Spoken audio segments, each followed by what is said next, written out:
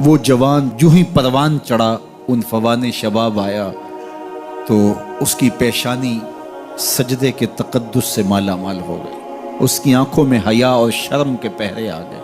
اس کے خیالوں میں پاکیزگی آ گئی، اس کی زندگی کے شب و روز نیکی کے ماحول میں بسر ہونے لگے، اس کی راتیں ذکر الہی میں، تلاوت کلام مجید میں اور دن یاد الہی میں روزے سے گزرنے لگے۔ وہ جوان جس کی جوانی اللہ کی عبادت میں گزری، کیونکہ جوانی اگر عبادت میں گزر گئی تو بڑھاپا تو پر نور ہے ہی ہے۔ سب سے مشکل مرحلہ زندگی کا جوانی کا ہے۔ شیطان زیادہ ورغلاتا ہے کسی شخص کو جب وہ جوانی کے مرحلوں سے گزر رہا ہوتا ہے۔ تو جس کی جوانی خیریت کے ساتھ گزر گئی اور اس نے اپنی جوانی کے تقدس کو محفوظ رکھ کے منزل تک پہنچا لیا، اپنی عصمت کے جوہر کی حفاظت کی، اپنی آبرو کو لٹنے نہیں دیا، اپنی آنکھوں کی شرم و حیا پر پہرے بٹھائے اور آنکھ کو برباد نہیں ہونے دیا اور اپنی زندگی کے تقدس کا پہرا دیا، تو جو جوان اپنی جوانی کو خیریت کے ساتھ گزار گیا۔ کسی نے کہا تھا نا، کتاب زیست کا ایک اور باب ختم ہوا، شباب ختم ہوا، ایک عذاب ختم ہوا۔ تو جوانی جس کی منزل تک پہنچ گئی خیریت کے ساتھ، عافیت کے سائے میں، مشکل تو بڑا ہے جوانی کو منزل تک لے جانا، خیریت کے ساتھ، داغدار نہ ہونے دینا، جوانی کے تقدس کو رسوا نہ ہونے دینا، عصمت کے جوہر پہ کالک نہ لگنے دینا، خواہشات کو غالب نہ آنے دینا۔ آسان کام تو نہیں ہے، مشکل کام ہے، لیکن اگر کوئی مشکل کاٹ گیا، جوانی کے تھوڑے سے ایام میں گزار گیا، اللہ اکبر۔ حضرت شیخ ختلی کہتے ہیں، داتا گنج بخش علی حجویری علیہ رحمہ کے مرشد ہیں، الدنیا یوم ولنا فیہا صوم، وہ کہتے ہیں دنیا ایک دن ہے، ہم روزہ رکھ کے گزار رہے ہیں۔ تو روزہ رکھ کے سارا دن گزر ہی جاتا ہے، دوپہر بھی آتی ہے گزر جاتی ہے،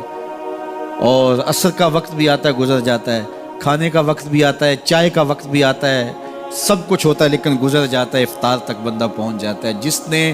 زندگی روزے کی طرح گزار دی، جس نے جوانی روزہ رکھ کے گزار دی، خواہشات کو بے قابو نہیں ہونے دیا، مشکل کام تھا لیکن اس نے مشکل کام کر دکھایا۔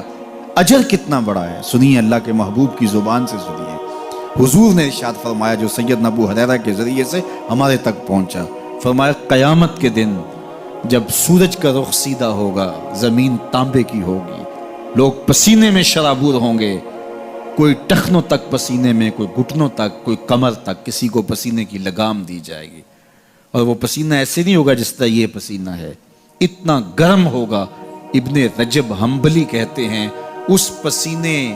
کا ایک قطرہ اگر احد پہاڑ پہ ڈال دیا جائے تو وہ پگھل جائے، اتنا گرم ہوگا، بدبودار اتنا ہوگا، ایک قطرہ دنیا پہ ڈال دیا جائے، انسان کیا جانوروں کے دماغ بھی پھٹ جائے، اس پسینے میں لوگ شرابور ہوں گے۔ لیکن جس نے اپنی جوانی کو عافیت سے گزارا ہوگا، کل قیامت کے دن جب کوئی سایہ نہیں ہوگا، اللہ اس جوان پر اپنے عرش کا ٹھنڈا سایہ عطا فرمائے۔ وہ شخص جس کو کسی عورت نے دعوت گناہ دی اور وہ صاحب منصب تھی، صاحب جمال تھی، اور اس نے یہ کہہ کہ یہ خواہش، یہ آرزو مسترد کر دی، انی خاف اللہ۔ اسی طرح کوئی عورت ہے تو اس نے اپنے تقدس کی حفاظت کی، اپنی آبرو پہ پہرا دیا اور کسی پیشکش کو ٹھکرا دیا، تو فرمایا قیامت کے دن جب کوئی سایہ نہیں ہوگا، اللہ اسے بھی اپنے عرش کا ٹھنڈا سایہ دے گا۔ کیسا سخت دن ہوگا، اور وہ کس اعزاز میں ہوگا، کس تکریم میں ہوگا۔ یہ تو 4 دن 10-20 سال ہیں، اور وہ 50,000 سال کا ایک دن۔ پھر اس کو اللہ کا شکر ادا کرنا ہوگا کہ اللہ تو نے کتنا کرم کیا میرے اوپر کہ میری جوانی خیریت اور عافیت سے گزری، اور آج اس کا تو کتنا بہتر صلہ مجھ کو دے دیا۔